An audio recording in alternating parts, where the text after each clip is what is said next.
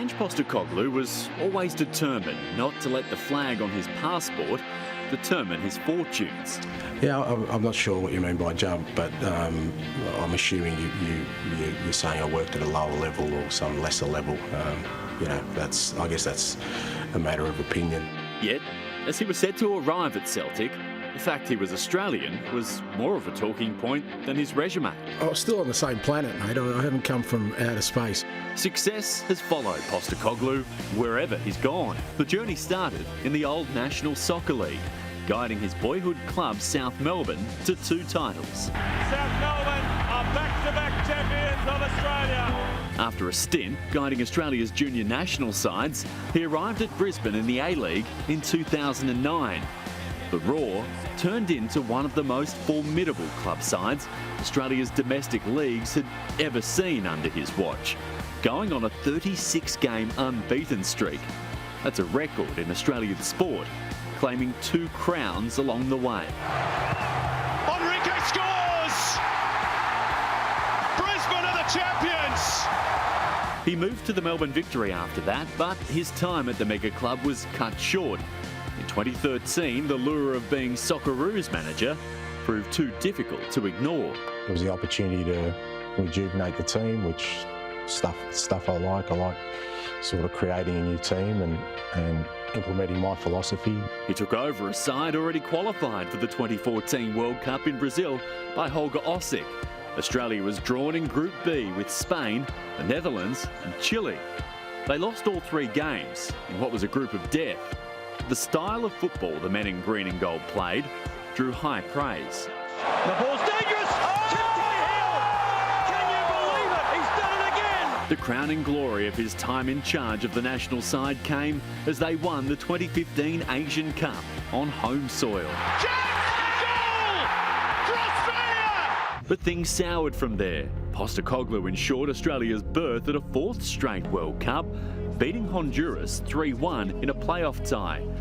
Ideological differences with head office remarkably saw him walk away from the role before the tournament started in Russia in 2018. Giving up a World Cup, from my perspective, wasn't an easy decision, but my whole career I've done things that I felt were right. That led him to seek opportunities at Yokohama F. Marinos in the J-League. And in 2019, the club won its first title in 15 years. Postecoglou becoming the first Australian manager to win a title in Japan. Very proud of the players, very proud of the staff, and we've got fantastic supporters, and I'm very happy for everyone. The performance put several European clubs on notice. Celtic, the first to put concerns about whether Postecoglou's CV and methods would translate to Europe aside. Postecoglou taking a team that was 25 points adrift of the table-topping Rangers and turning them back into champions. It's a good save. Abada didn't get there ahead of Cochrane, but it's swept in anyway. Really proud of the players, just credit to them. They don't miss a beat. They don't lose belief in what we're trying to do. Celtic took things to a new level after that, sealing the domestic treble this season of the League, League Cup and Scottish Cup. Let's not beat about the bush. I was a joke when I was appointed. A lot of people made fun of my appointment, but the supporters, for their own reasons, just put their collective arms around me. Now, a new challenge awaits, one that will be the biggest of his career.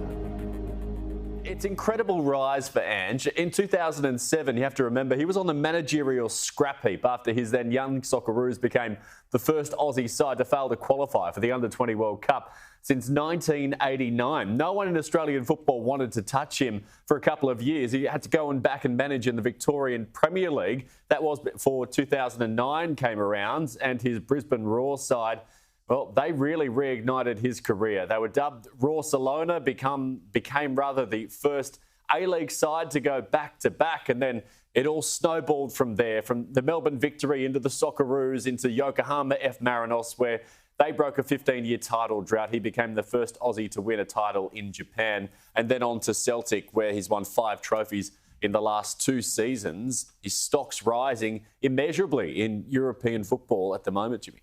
Yeah, unbelievable, isn't it?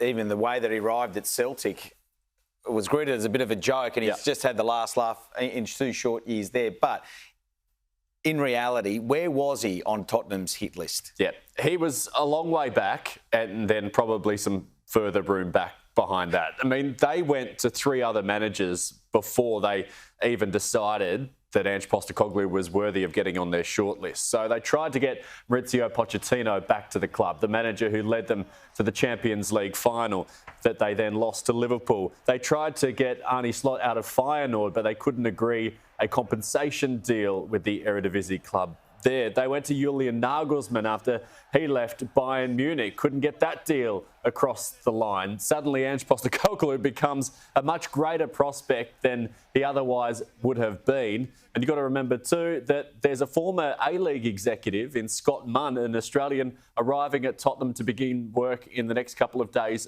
as well, in a sporting director type capacity as well. So there is some Aussie tie-in with Ange going to Tottenham at this point. No, it's Aussie Spurs. Yeah. All the get on board. As unpalatable as that may be to some Australian football fans. That might be what the owner, Daniel Levy, is thinking. What about the supporters? What's their reaction been like to this news? Really interesting to dive into this one as the news broke across the major UK papers, and Twitter is not a great platform to get some positive feedback. Let's put it that way. But it is a digital town hall as to what some Spurs fans are thinking. And it's just remarkable that we have seen the same reaction that we got when he was at Yokohama, the same reaction that we got when he arrived at Celtic from their fans. That was, Ange who? I can't believe this guy's going to manage our club. You should have done better.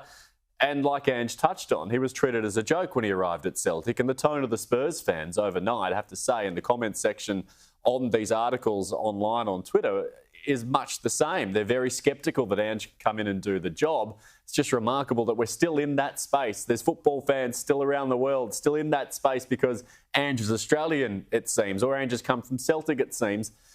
And they're not paying attention to perhaps the football that he plays and more just the fact that for some reason, they don't deem him worthy of managing a club that finished 8th in the Premier League last season. Well, there's not much time to lose, is there, for him? There's some big-ticket items, and it starts with their star man and the English captain. Yeah, indeed. Harry Kane, sorting out his future, is number 1 on Ange Postecoglou's priority list as he walks through the door at Tottenham's training ground, perhaps in about a week's time. So Harry Kane is being courted by Manchester United. He's being courted by Real Madrid after the departure of Karim Benzema as well. The conundrum is there's 12 months left on Harry Kane's deal. If they wait 12 months, they lose him for nothing. Better off potentially cashing in on him now. The problem with Harry Kane and the will he, won't he, is we've been here before and this saga tends to drag on 4 months on end. Ange doesn't have that type of time.